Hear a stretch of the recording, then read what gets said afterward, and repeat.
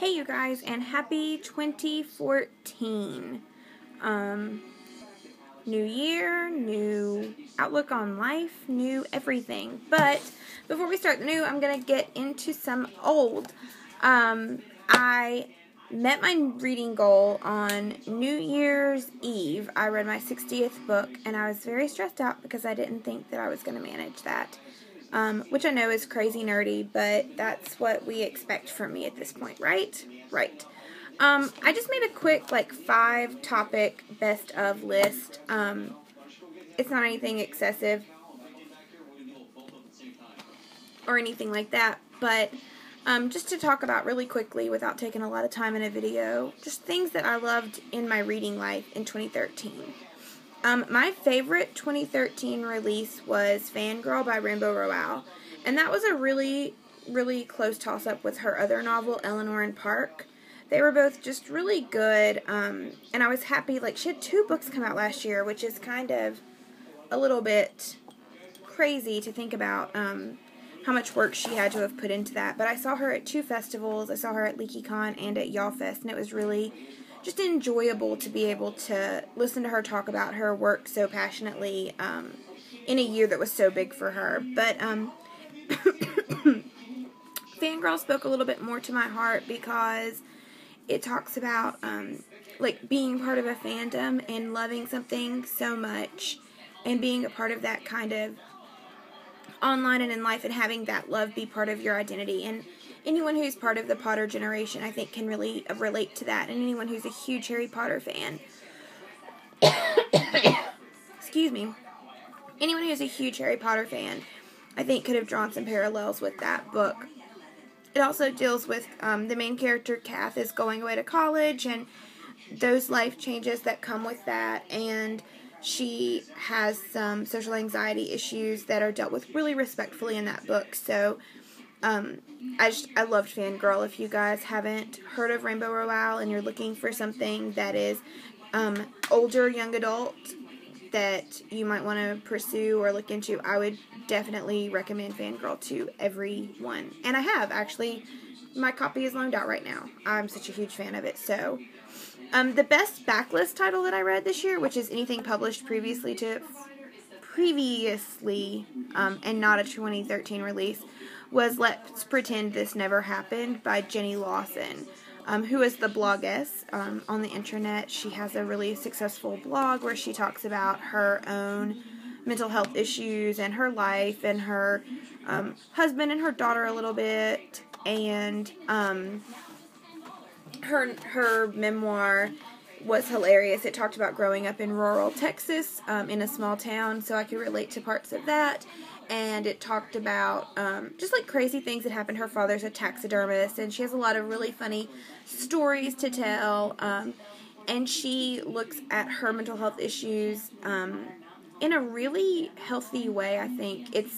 I'm constantly trying to get Alyssa to read this book just because I think she would think it was hilarious. But, Jenny Lawson has some social anxiety too, and she has some depression, and she's very honest in her approach to these issues, but she's also very funny, and her outlook on life is just amazing. So if you're dealing with any mental health issues, I know Alyssa and I are really, really frank and honest about things that we deal with in our day-to-day lives. And if you experience those things, or you know someone who experiences them and you want a better understanding, I think Let's Pretend This Never Happened is a great way to approach that. And it's hilarious. I laughed until I cried, and I would take pictures of the page and email them to my reader friend Katie, and I just absolutely adored it.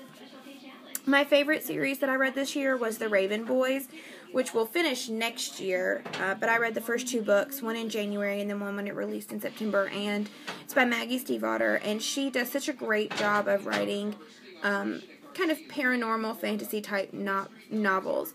This one deals with ley lines and some Arthurian type legends. It's not Arthur, but some of that old English mythological things, and it deals with human relationships, and there's some fairy type paranormal things, which I really enjoy, and kind of Celtic background. So it was just a really great series, and I actually think it's going to be 4 books long, so the 3rd one publishes this year and the 4th one next year, and I'm so looking forward to those books. And then the most powerful novel that I read this year was Ask the Passengers by A.S. King. This is my second novel. I had like bunny ears down here.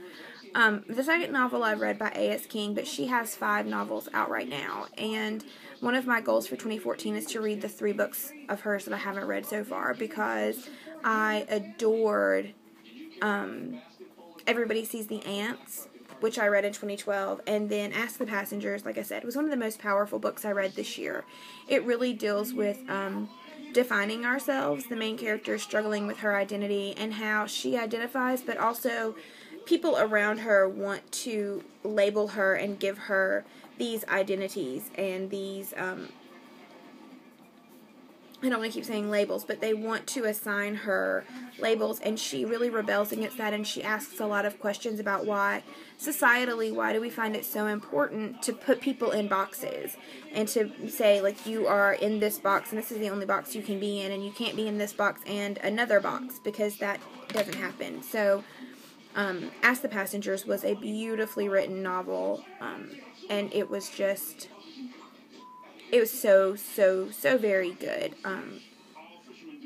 And then the last category that I picked was my favorite author that I discovered this year. And A.S. King was way up there. If I hadn't read Everybody Sees the Ants in 2012, she would have probably been my favorite author that I discovered this year. But I have to go with Rainbow Rowell. It's like towel, is what she says. Rainbow Rowell.